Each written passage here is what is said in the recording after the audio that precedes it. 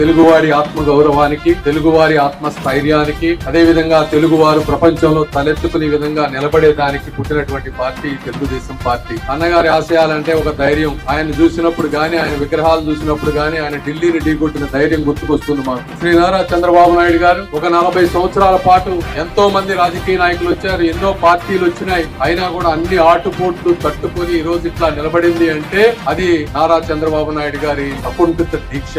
నారా లోకేష్ గారు చూస్తా ఉంటే మీరు ఎక్కడ ఎవరు సహాయం కోసం వెళ్ళినా కూడా క్షణాల్లో స్పందించేటువంటి పరిస్థితి. మీరు అర్థం చేసుకోండి, నారా చంద్రబాబు నాయుడు గారు ఏ విధంగా ఈ రోజు కష్టపడతా ఉన్నారు. ఢిల్లీకి వస్తే మొన్న 9 గంటలుంటే 7 కేంద్ర మంత్రులతో మాట్లాడి రాష్ట్రానికి కావాల్సిన ప్రతిదీ అమిత్ షా గారి దగ్గరికి వెళ్లారు. మళ్ళీ అమరావతి క్యాపిటల్ మళ్ళీ జీవితంలో ఇంకోసారి కదల్చకుండా చట్టసభల్లో ఒక బిల్లు పాస్ చేయమని చెప్పి గంట సేపు అమిత్ షా గారితో కూర్చున్నటువంటి వ్యక్తి నారా చంద్రబాబు నాయుడు గారు. అదేవిధంగా మరి గుంటూరు ప్రాంతంలో చూసుకుంటే మీ అందరికీ తెలుసు, దాదాపు గుంటూరు ప్రాంతంలోనే మనం 5 బ్రిడ్జిలు తీసుకొచ్చాం, హాస్పిటల్ తీసుకొచ్చాం, ఎయిమ్స్ లో కావాల్సిన పోస్టులు తీసుకొచ్చాం, అమృత్ 2 కింద 380 కోట్ల రూపాయలు పెట్టి ఇక్కడ వాటర్ స్కీమ్ తీసుకొచ్చాం. మాకు సాధ్యమైనంత వరకు చేస్తా ఉన్నాం. ఈ కడపలో జరగబోయేటువంటి మహానాడికి మీరు అందరూ వస్తారని కోరుకుంటూ మరొకసారి మీ అందరి ఆత్మీయ అనురాగాలకు కృతజ్ఞతలు తెలుపుకుంటూ సెలవు తీసుకుంటున్నాను. Thank you.